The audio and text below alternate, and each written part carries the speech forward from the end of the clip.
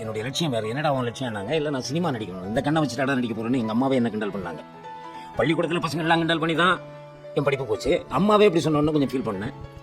அப்புறம் எங்கள் அம்மாவே சொன்னாங்க, டே உங்கள் அப்பா கூட மாத்தியார் இருந்த ஒருத்தர், அவருக்கு ஒரே ஒரு பொண்ணு இருக்குது, உனக்கே கட்டி கொடுக்கணும்னு சொல்கிறாரு, அந்த பொண்ணை வந்து பாரு, இஷ்டம் இருந்தால் கட்டு, இல்லைன்னா நீ சொல்கிற மாதிரி சினிமா நடிக்க போவோம்.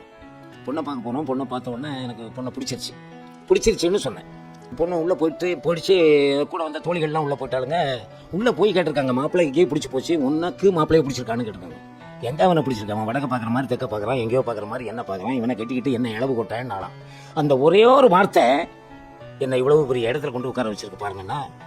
அதனால தான் நான் சொல்லுவேன், எல்லாரையும் வார்த்தைகளை மட்டும் பார்த்து பேசுங்கன்னு சொல்லுவேன். ஒவ்வொருத்தருக்கும் வார்த்தைங்கிறது அலங்கார வார்த்தையாக இருக்கட்டும், அசிங்கமான வார்த்தையாக இருக்கட்டும், எதாக இருந்தாலும் அதை பார்த்து பேசு. வார்த்தை ஒரு மனிதனை உயர்த்தும், ஒரு மனிதனை தாழ்த்தும். ஒரு மனிதனை கொன்னே போடுறோம், இன்னொரு வார்த்தை உயர கொண்டு வச்சு அவனை வாழ வச்சிடும். இதுதான் வார்த்தையினுடைய அலங்காரம்.